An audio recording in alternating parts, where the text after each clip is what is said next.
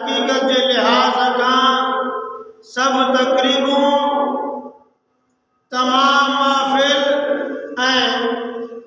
हक़ई हकीकत मुबनी है उनके हल्क ज़िक्र चयो वञे थो उनके ज़िक्र महफ़िल चयो वञे थो उनके ख़त्म यारी शरीफ़ भी चयो वञे ख़त्म कुल शरीफ़ भी चयो वञे ही मुख़्तलिफ़ नाला ऐं उनवान उन हिक ई ॻाल्हि जा आहिनि असांजे नज़दीक उहे अरवाह जेकी असां खां जुदा थी चुका आहिनि ऐं हालत ईमान सां हिन दुनिया मां रुख़्सत थी चुका आहिनि ऐं असांजे नेक कमनि जो सवाब क़ुरान मजीद जी तिलावत जो सवाब सदका ख़ैरात जो सवाब नफ़ली इबादत जो सवाब असां अल्लाह तबारक व तआला जे फज़ल व करम सां सय्यद आलम नूर मुजस्सम सल्लल्लाहु अलैहि वसल्लम जे वसीला जलील सां उन नेक अरवाह के बतौर तोहफ़ा पहुचाइनि था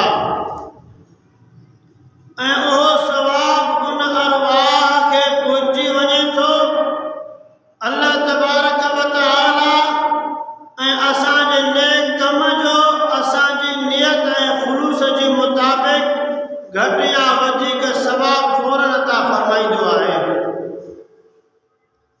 ऐं जॾहिं असां उन सवाब के बतौर तोहफ़ा पंहिंजे अज़ीज़ अक़ारिब खे पहुचायूं था त उहो सवाब उनखे पहुची वञे थो यारी शरीफ़ ऐं ईसाल सवाब जी ॿी तक़रीब में चंद ॻाल्हियूं निहायत ज़रूरी आहिनि ऐं उन जी जवाब जी दलाल जो सम्झणु घणो ज़रूरी आहे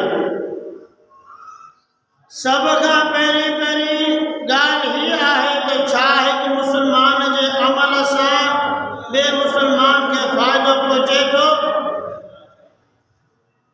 जंहिंजे फ़ाइदे जे लाइ कोई मुस्लमान कोई अमल करे रहियो आहे हू हिन दुनिया खां वञी चुको आहे वफ़ात करे वियो आहे आलम बरज़ख़ में वञी चुको आहे उन ॿिए मुस्लमान खे ॿिए मुस्लमान जे अमल सां उन जी तिलावत क़ुरान मजीद सां उन जी नफ़ली इबादत सां उन जी सदका ख़ैरात सां उन जो फ़ाइदो उन जो सवाब जंहिंखे ही पहुचाइणु चाहे थो छा उहो पहुचाए सघिजे थो छा कंहिं ज़िंदा मुस्लमान जो फ़ाइदो पहुचाइणु क़ुरान और हदीस जी रोशनी में साबित आहे छो जो ईसाल सवाब यारी शरीफ़ ऐं जेतिरा बि ईसाल सवाब जा तक़रीब आहिनि उन सभ जो मिक़दार इन ॻाल्हि ते आहे जो हिकु मुस्लमान जो अमल ॿिए मुस्लमान खे फ़ाइदो ॾेई सघे थो अहिड़नि महफ़िलुनि में अक्सर क़ुरान पाक जी तिलावत कई वेंदी आहे ज़िक्र अज़कार कयो वेंदो आहे कलमा शरीफ़ जो इत्माम कयो वेंदो आहे ताम ते ख़त्म शरीफ़ पढ़ियो वेंदो आहे यानी क़ुरान मजीद जी ज़्यादा फ़ज़ाइल और सवाब वालियूं सूरतूं पढ़ी वेंदियूं आहिनि बुज़ुर्गनि जे नालनि ते नगर कयो वेंदो आहे पोइ ॿियो मसइलो पेश ईंदो आहे जेको ज़ेर बहस आहे त ही जो बुज़ुर्गनि जे नाले ते मुख़्तलिफ़ जानवर मंसूब कयो वेंदो आहे मसलन ही बकरो गौस पाक जी यारी जो बकरो आहे ही बकरो दातागंज बख्श जे उर्स जो आहे ही अल्लाह जे वलियनि जे नाले सां जानवर मंसूब कया वेंदा आहिनि उन्हनि जी शरई हैसियत छा आहे इन खां बाद टियों अहम मसइलो ही आहे जो कोई ॾींहुं मुक़ररु करे जगह मुक़ररु करणु वक़्तु मुअय्यन करणु ईसाल सवाब जे महफ़िल मुनक़द करणु जीअं यारी शरीफ़ जी महफ़िल फ़लाणे ॾींहुं फ़लाणी जगह ते थींदी उन ॾींहं खे मुक़ररु करे उन महफ़िल जो इनक़ाद करण जी शरई हैसियत छा आहे। एतिरे ॻाल्हियूं हिन मौज़ू में ज़्यादा अहम आहिनि ऐं मुख़्तसिर वक़्त में इन टिनि ॻाल्हियुनि जी तव्हांजे साम्हूं वज़ाहत करण जी कोशिशि कंदुसि ऐं अल्लाह पाक जे फज़ल करम सां क़ुरान और सुन्नत जे वाज़े दलाइल तव्हांजे साम्हूं पेश कयो वेंदो। पहिरीं ॻाल्हि इहा आहे जो हिकु मुस्लमान जे अमल सां ॿिए मुस्लमान खे फ़ाइदो मिली सघे थो या न। अगर फ़ाइदो ॾेई सघे थो त पोइ ईसार सवाब करणु सही आहे। क़ुरान मजीद जे मुतअद्दिद आयात इन ॻाल्हि खे साबित कनि थियूं जो हिकु मुस्लमान जो अमल ॿिए मुस्लमान खे फ़ाइदो ॾेई सघे थो। ॿियो मुस्लमान जेको हिन दुनिया खां वफ़ात करे वियो आहे, उन जे विसाल खां पोइ उन जी वफ़ात करण खां बाद बि कंहिं ॿिए मुस्लमान जे अमल सां उन खे फ़ाइदो पहुची सघे थो। अल्लाह तबारक व तआला क़ुरान पाक में बाद में अचण वारनि मुस्लमाननि जो ही अमल बयान कयो आहे।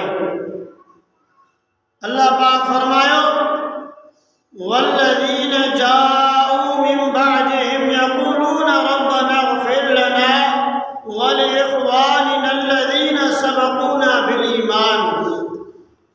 ऐं उन फ़ौत शुदा मुस्लमाननि जे बाद में बि अचण वारनि उहे मोमिन मुस्लमान अर्ज़ कनि था त या अल्लाह असांखे बख़्श ऐं असां खां पहिरियां ईमान आणण वारनि फ़ौत शुदा मुस्लमान भाइरनि खे बख़्श।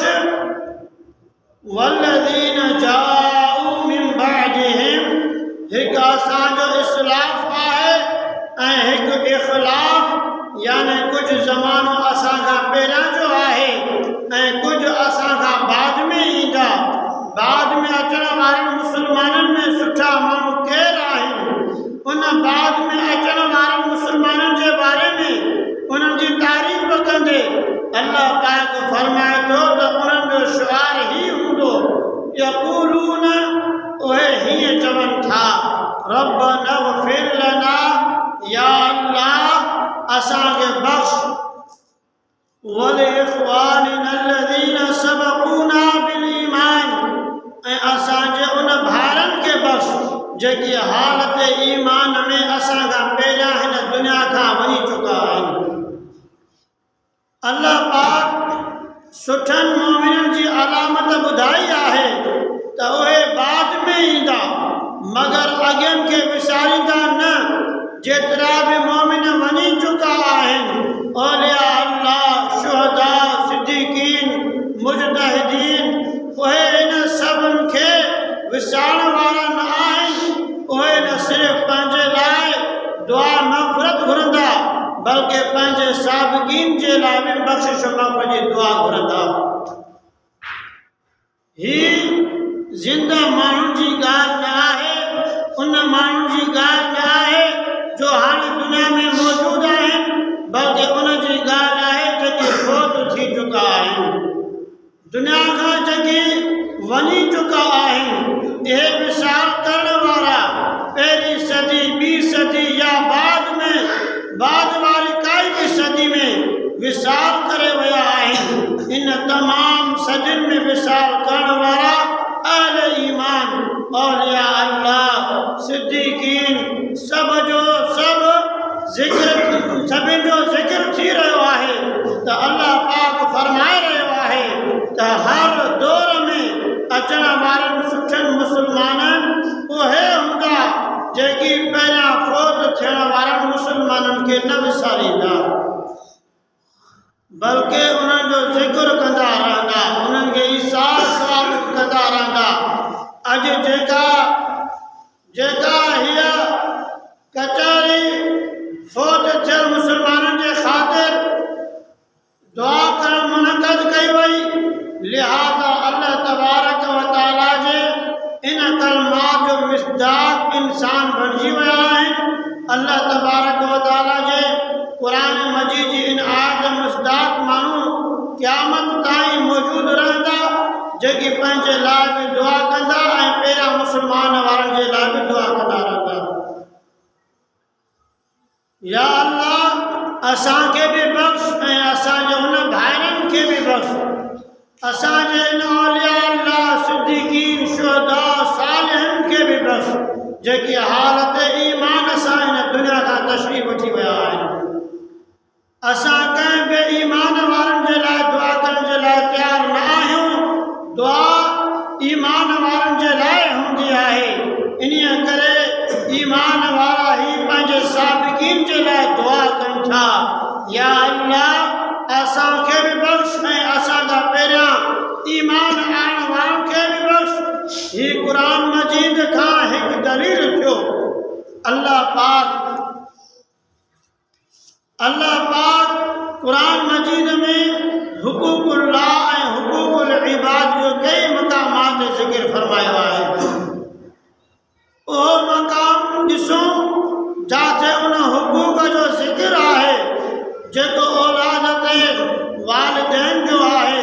उन हुकूक जो ज़िक्र कंदे अल्लाह पाक फरमायो वक़दा रब्बुका अल्ला तअबुदू इल्ला इय्याहु व बिल वालिदैनि इहसाना। ऐं तुंहिंजे रब हुकुम फरमायो त उन खां सवाइ कंहिंखे बि न पूॼो ऐं वालिदैन सां सुठो सलूक करियो। उन खां बाद अल्लाह तबारक व तआला वालिदैन जी ॿ क़िस्मूं बयानु फरमायूं।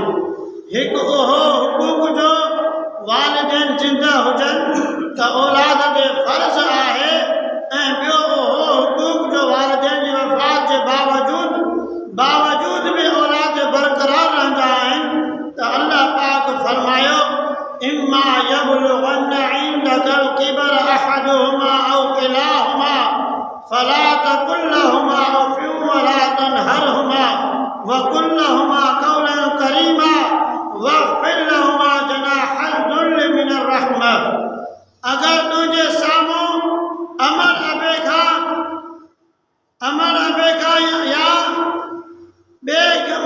या ॿई कुराड़ खे पहुची वञनि, उन्हनि खे बि हूं बि न चओ ऐं उन्हनि खे छिड़प बि न ॾियो। उन्हनि सां अदब एतिराम सां ॻाल्हायो ऐं उन्हनि जे लाइ आजिज़ी इताअत ऐं मुहबत ऐं नरम दिली रखो। केतिरे आफ़रीन अल्फाज़ में ज़िंदा वालिदैन जो हुकूक बयानु कयो वियो आहे। फरमाया उहे तुंहिंजा वालिदैन ॿई या उन्हनि मां हिकु अगरि कुराड़प खे पहुची वञनि, ज़ईफ़ थियनि ऐं हेॾे तूं नौजवान आहीं, हाणे तुंहिंजे मथां फ़र्ज़ आहे त उनजी ख़िदमत कर। पोइ उनजी ख़िदमत कंदे कंदे उन्हनि खे उफ़ तक न कजां। उन्हनि सां ॻाल्हाइणु चाहीं त उन्हनि खे वॾे आवाज़ सां न सॾु कजां। उन्हनि खे सख़्तु लहजे में न ॻाल्हाइजां ऐं उन्हनि खे छिड़प बि न ॾिजां। सुहिणे तरीक़े सां नरम ऐं मुहबत भरियल लहजे में ॻाल्हाइजां। उन्हनि जे पेरनि खे ज़ोर ॾिजां। उन्हनि जे लाइ हर तरह जी सहूलियत कजां। अगरि बीमार थियनि त इलाज मुआलिज ऐं तीमारदारी में काई कसर न छॾिजां। हीअ अल्लाह पाक जे तरफ़ खां उहे फ़राइज़ जंहिंजो तालुक़ वालिदैन जी ज़िंदगी सां गॾु आहे। ऐं पोइ वरी ॿियो हुकूक बि बयानु फरमायो आहे त उहो वक़्तु बि ईंदो आहे जो जॾहिं वालिद या वालिदा या ॿई हिन दुनिया मां वफ़ात करे विया आहिनि त हाणे तुंहिंजे मथां कहिड़ो हक़ बाक़ी आहे। इस्लाम हिकु अहिड़ो कामिल दीन आहे जो जंहिंमें वफ़ात करण वारनि वालिदैन सां गॾु बि नेक सलूक करण जो हिकु सुहिणो तरीक़ो, कामिल तरीक़ो बि मौजूदु आहे। उहो कहिड़ो तरीक़ो आहे? अल्लाह पाक फरमायो वक़ुल रब्बिरहमहुमा कमा रब्बयानी सग़ीरा। फरमाए त ऐं अर्ज़ु कयो या अल्लाह इहे ॿई यानी मुंहिंजा वालिदैन या ॿिन्ही मां हिकु इन्हनि ते रहम फरमाए जहिड़ी तरह इन्हनि मूंखे नंढपिण में वॾे प्यार ऐं मुहबत सां पालियो हो। या अल्लाह इन वालिदैन ते रहम करम फरमा। वकुर रब्बिरहमहुमा कमा रब्बयानी सगीरा। इहा दुआ पंहिंजे वालिदैन जे लाइ दुआ आहे। इहा दुआ इंसान हमेशह जे लाइ दुआ घुरंदो रहे। ऐं दुआ हिकु ॿी बि आहे, रब्बि जअलनी मुक़ीम अस्सलात, जेका दुआ निमाज़ में पढ़ंदा आहियूं। इहा दुआ बि माण्हू पढ़े। इहा बि पंहिंजे वालिदैन जे लाइ बि आहे ऐं तमामु मोमिन मुस्लमाननि जे लाइ बि आहे। ॿी दुआ आहे अल्लाहुम्मा रब्बना आतिना। इहा दुनिया ऐं आख़िरत जे लाइ दुआ आहे। दुनिया में बि भलाई जे लाइ, आख़िरत में बि भलाई जे लाइ दुआ आहे। मुंहिंजा अज़ीज़ दोस्तो, अल्लाह तबारक व तआला फरमायो त पंहिंजे वालिदैन जे लाइ दुआ घुरो। कहिड़े तरीक़े सां? वकुर रब्बिरहमहुमा कमा रब्बयानी सगीरा। फरमायो त ऐं अर्ज़ कयो या अल्लाह, ए ॿई यानी मुंहिंजा वालिदैन या ॿिन्ही मां हिकु, इन्हनि ते रहम फरमाए जहिड़ी तरह इन्हनि मूंखे नंढपिण में वॾे प्यार ऐं मुहबत सां पालियो हो। या अल्लाह मुंहिंजे वालिदैन ते ईअं रहम फरमाए जहिड़ी तरह नंढी उमिरि में मुंहिंजे मथां हू शफ़क़त फरमाईंदा हुआ। इहो दुआ करण जो तरीक़ो केरु सेखारे रहियो आहे? इहो सेखारण वारो अल्लाह पाक आहे। अगरि इन दुआ सां अल्लाह पाक जे तरफ़ खां इन फ़ौत थियल ऐं ज़िंदा वालिदैन कोई फ़ाइदो न हुजे हा त ख़ालिक़ काइनात हरगिज़ पंहिंजे वालिदैन जे लाइ ईअं बख़्शिश जी दुआ करण जे लाइ न फरमाए हा। कुल तव्हां चओ, तूं मूंखां घुर त सही, रब्बिरहमहुमा, या अल्लाह मुंहिंजे वालिद ऐं वालिदा इन ॿिन्ही ते रहम फरमाए। कहिड़ी रहमत? कमा रब्बयानी सगीरा, जहिड़ी तरह जो मां हिकु नंढड़ो ॿारु हुयुसि ऐं उन्हनि वॾी शफ़क़त सां मूंखे पालियो। हीउ अमल वालिदैन जे उन हुक़ूक़ मां आहे जेको वालिदैन जी वफ़ात खां बाद बि बरक़रार रहंदो आहे। जॾहिं हू ज़िंदा आहिनि तॾहिं बि उन्हनि जे लाइ दुआ घुरो, तॾहिं बि उन्हनि जे लाइ दुआ घुरो। ऐं जॾहिं हू फ़ौत थी वञनि त उन्हनि खे विसारे न छॾियो जो हाणे हू पंहिंजे क़बर में हली विया आहिनि त मुंहिंजो उन्हनि सां राबितो ख़तमु न, बल्कि इस्लाम हिकु अहिड़ो जामे दीन आहे जो हू क़बरनि में बि हली वञण वारनि सां गॾु बि तालुक़ बरक़रार रखे थो, उन जा हुक़ूक़ बि बरक़रार रखे थो। सुठो फर्ज़ंद, सुठो पुटु वालिदैन जो